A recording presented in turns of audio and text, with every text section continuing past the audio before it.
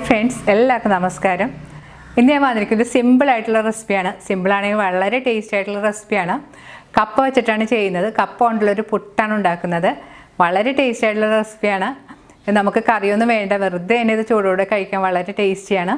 അപ്പം നിങ്ങളിത് ട്രൈ ചെയ്ത് നോക്കുക. ട്രൈ ചെയ്ത് നോക്കിയിട്ട് നിങ്ങളുടെ അഭിപ്രായം കമൻറ്റ് ബോക്സിൽ മറക്കരുത്. നിങ്ങളുടെ ഫ്രണ്ട്സായിട്ടൊക്കെ ഷെയർ ചെയ്യുക. ഞാൻ എപ്പോഴും ഓർമ്മിപ്പിക്കുന്ന പോലെ വീഡിയോ കാണുമ്പോൾ ഫുൾ കണ്ടിട്ട് വേണം ചെയ്യാൻ, എന്നാൽ മാത്രമേ റെസിപ്പി നല്ല പെർഫെക്റ്റ് ആയിട്ട് കിട്ടിയുള്ളൂ. അപ്പോൾ നമുക്ക് ഈ പുട്ടുണ്ടാക്കാൻ തുടങ്ങാം.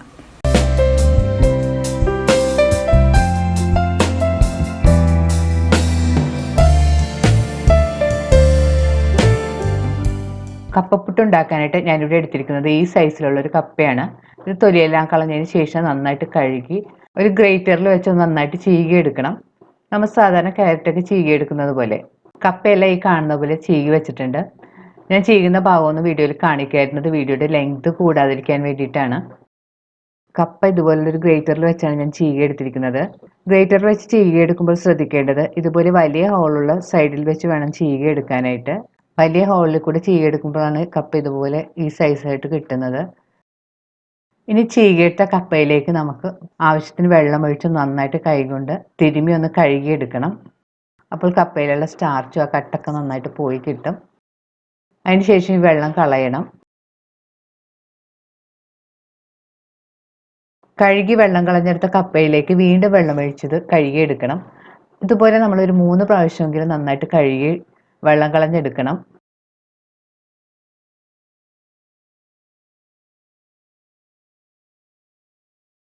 മൂന്ന് പ്രാവശ്യം കഴുകി നന്നായിട്ട് വെള്ളം കളഞ്ഞതിന് ശേഷം കപ്പ ഇതുപോലെ നന്നായിട്ട് അമർത്തി പിഴിഞ്ഞ് അതിൻ്റെ വെള്ളം കളഞ്ഞെടുക്കണം. പറ്റുന്നത് പോലെ മാക്സിമം വെള്ളം നമ്മൾ പിഴിഞ്ഞെടുക്കാൻ ശ്രദ്ധിക്കുക. കുറച്ച് വെള്ളമൊക്കെ ഇരുന്നാലും കുഴപ്പമില്ല, നമ്മളിതിൽ അരിപ്പൊടിയും റവയൊക്കെ ചേർക്കാനുള്ളതാണ്.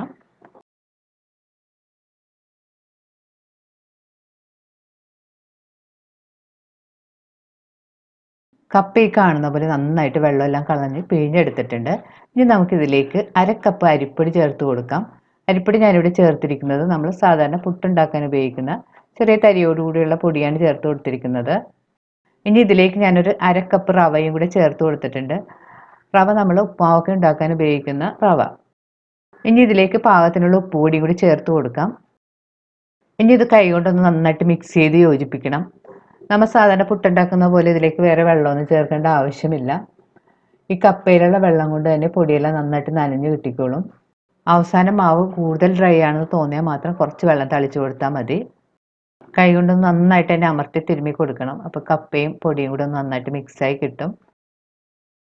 നല്ലതുപോലെ മിക്സ് ചെയ്തെടുത്തതിന് ശേഷം ടേസ്റ്റ് നോക്കിയിട്ട് വേണമെങ്കിൽ പാകത്തിനുള്ള ഉപ്പുപൊടിയെല്ലാം ചേർത്ത് കൊടുക്കാം.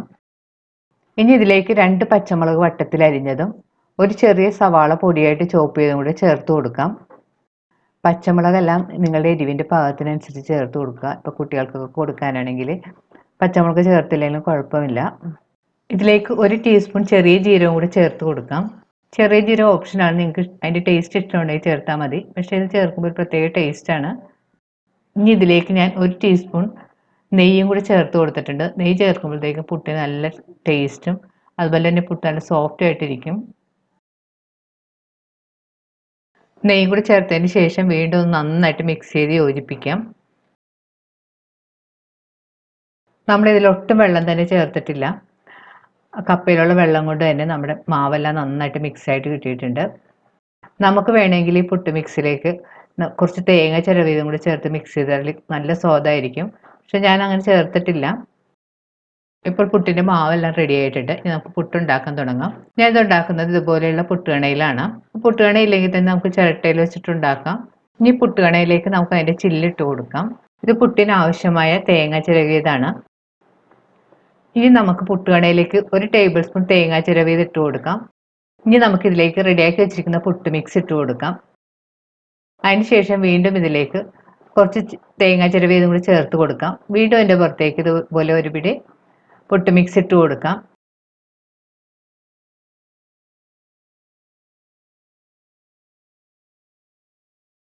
ഇങ്ങനെ പുട്ട് മിക്സ് നിറച്ചതിന് ശേഷം ഏറ്റവും മുകളിൽ തേങ്ങ ചിരവിയതും കൂടി ഇട്ട് കൊടുക്കാം.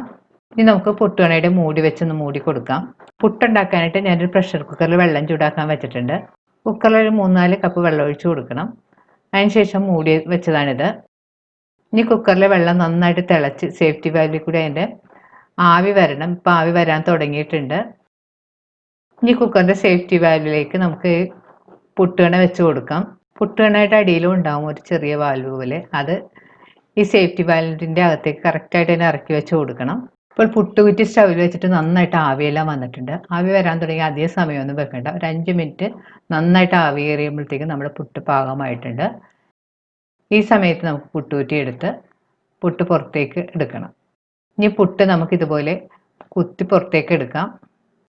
ഇപ്പോൾ നമ്മുടെ നല്ല സോഫ്റ്റും നല്ല ടേസ്റ്റിയുമായിട്ടുള്ള പുട്ട് റെഡി ആയി കഴിഞ്ഞ് ബാക്കിയുള്ള മാവ് കൊണ്ട് നമുക്ക് ഇതുപോലെ തന്നെ പുട്ടുണ്ടാക്കി എടുക്കാം. നമ്മളിവിടെ എടുത്തിരിക്കുന്ന മെഷർമെൻറ്റിൽ നമുക്ക് ഇതുപോലെയുള്ള 2 വലിയ പുട്ടും അതുപോലെ തന്നെ 2 ചിരട്ടപ്പുട്ടും ഞാൻ ഉണ്ടാക്കിയിട്ടുണ്ട്. നല്ല സോഫ്റ്റും നല്ല ടേസ്റ്റിയുമായ നമ്മുടെ കപ്പപ്പുട്ട് റെഡി ആയി കഴിഞ്ഞ് ഇത് ഇപ്പോഴും ചൂടോടെ കഴിക്കുന്നതാണ് കൂടുതൽ ടേസ്റ്റ്. ഈ പുട്ട് നമുക്ക് ചൂടോടെ വെറുതെ വേണമെങ്കിലും കഴിക്കാം. കറി ഇല്ലെങ്കിൽ ഇത് കഴിക്കാൻ നല്ല സൂപ്പർ ടേസ്റ്റാണ്. അല്ലെങ്കിൽ നമുക്ക് എന്ത് കറി വേണമെങ്കിലും ഇതിൻ്റെ കൂടെ കൂട്ടി കഴിക്കാവുന്നതാണ്. അപ്പോൾ നിങ്ങളിത് ട്രൈ ചെയ്ത് നോക്കുക. വീണ്ടും ഇതുപോലെ നല്ല ടേസ്റ്റിയും ഈസിയുമായിട്ടുള്ള റെസിപ്പി ആയിട്ട് നമുക്ക് കാണാം. Thank you.